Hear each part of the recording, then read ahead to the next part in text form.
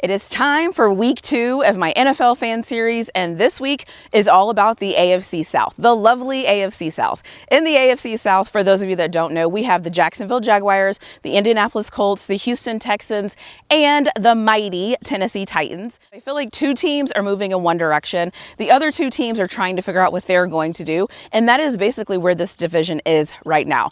For starters, you have the Houston Texans. The Houston Texans have the best defense in the NFL, in my opinion, but we all know they struggle at quarterback, they struggle at offensive line, so if they get that figured out, they're going to be dangerous. They're already dangerous because of that defense. Then you have the Jacksonville Jaguars. Last year, the Jacksonville Jaguars overachieved. The Jacksonville Jaguars, in my opinion, had the coach of the year, and they looked really good. Trevor Lawrence finally looked like he was getting his footing. He looked like he was able to get some flow. They have Travis Hunter. We still haven't seen the full potential of Travis Hunter, so that always is going to keep them being a team that we don't really know what their potential is because we haven't seen everybody healthy. Then you get to the Tennessee Titans. The Tennessee Titans are probably the team that nobody is really expecting much of anything. They have a new coach. They're the only team in the division that has a new coach. They have a quarterback in Cam Ward. This is year 2, and they're doing some things that make sense. I don't know what it's going to look like this year. I don't know if I expect a lot from them this season, but I do expect them to look better this season than they did last season. The final team here is the Indianapolis Colts. The Indianapolis Colts are an interesting team for me. On the one hand, I'm like, okay, they have a lot of talent. On the other hand, I'm not sure if they know what to do with their talent. New owners coming in as they're learning football, as they're trying to figure out some things, that makes the Indianapolis Colts an interesting team because I'm not really sure where they're trending. I'm not sure if they're trending up. I'm not sure if they're trending down. I do know the Colts have a great offensive line. I do know the Colts have Jonathan Taylor.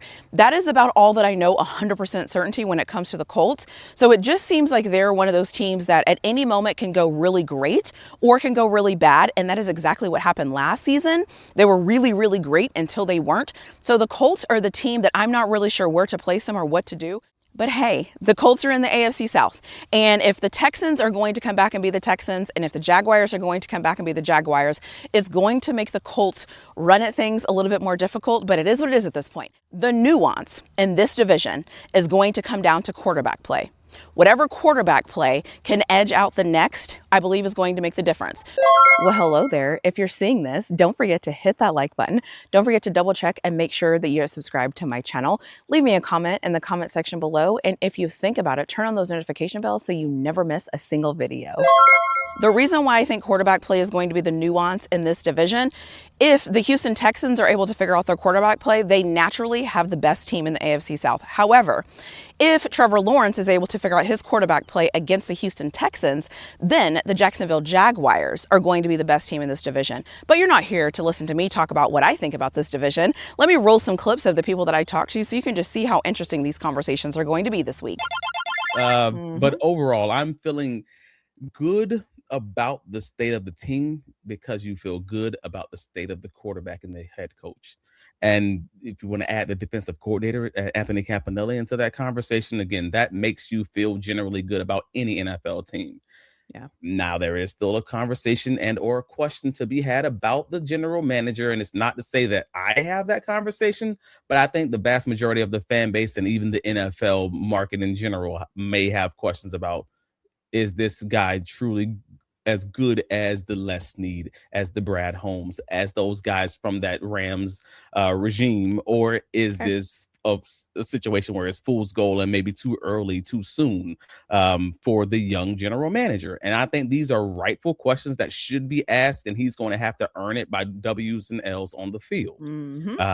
But as it currently stands, that result, the Jacksonville Jaguars 2026 NFL draft resulted in the whole consensus board argument that kind of just went out throughout the NFL that week following the draft, and it made it for some very interesting conversations. So I feel good about the team too. And so I think it was pretty obvious for a lot of people that they needed to just completely scrap and start over with that room in a lot of ways. And that's what they've done is, they traded away Zaire Franklin. They didn't re-sign Jermaine Pratt. So both their starters from last year aren't on the roster anymore.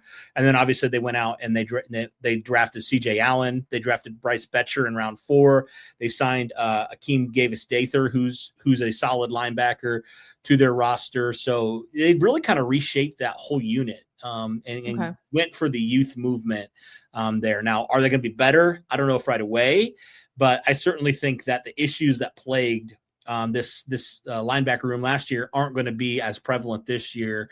Now, there's probably going to be some other things that aren't necessarily up to par where they were last year, but I would say, yeah, linebacker certainly would be the one. Really, the front seven is where they've really tried to emphasize, and I think I still think there's a question mark at edge. I do think unquestionably they've gotten more depth at that, at both interior and the edge position, and guys who actually have capability to get after the passer a little bit. Now, will it be enough? We'll have to see. But I think just their front seven was a big emphasis this year. And I think on paper, while I don't know if necessarily would say they've gotten like better in terms of star power, I do think they've definitely set themselves up well to have better success with their front seven this year. And we'll see if it works out at the end of the day. But I would say if you're looking at any position group, it'd probably be linebacker. It's like, I feel like we're in a great position. I feel like how we drafted, it should keep us in the contention in the playoffs. Now we need to make that step forward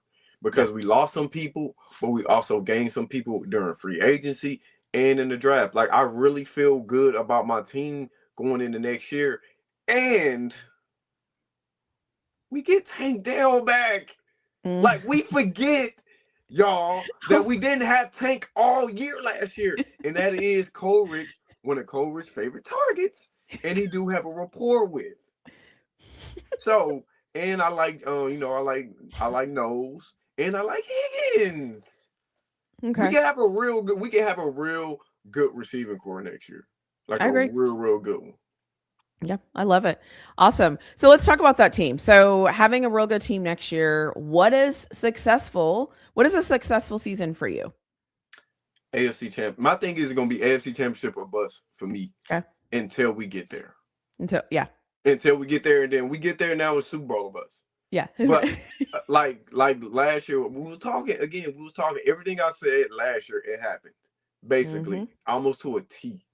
We have a Super. There's a few, especially being number 4, right?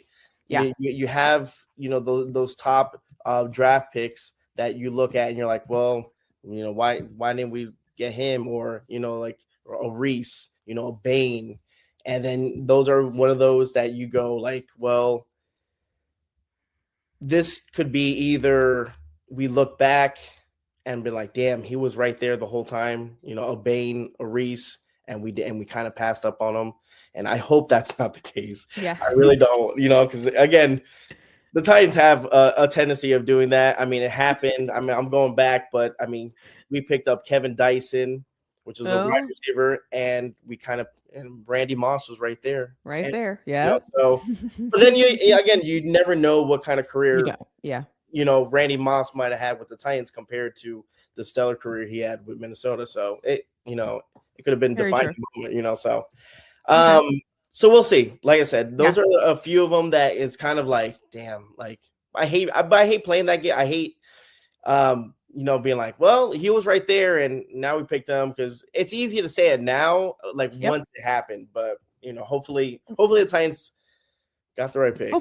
You know what's funny when I'm doing this series is finding people that are so honest that will just talk about their team and will just really tell me what's going on and what they're thinking and feeling. That's what makes this series so fun to record and then to watch back and to engage with, because everyone is very honest about where their team is, what they think about their team. And I just love that. I love that for the series.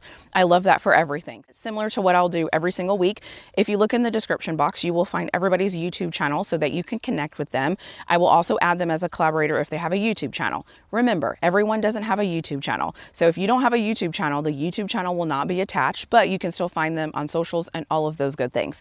The other thing is, like I did last week, every single video is going to be a premiere at 4 p.m. Central. I feel like last time I might have messed up the time zones, but hey, 4 p.m. Central is when each video is going to release, Monday through Thursday. It's never too early to start thinking about who you think is going to win a division. It's never too early to talk about football. So let me know what you think in the comment section below about who you think is going to win this division, or anything that I forgot to talk about. I would love to know your thoughts in the comment section below. As always, I'll see you in my next video.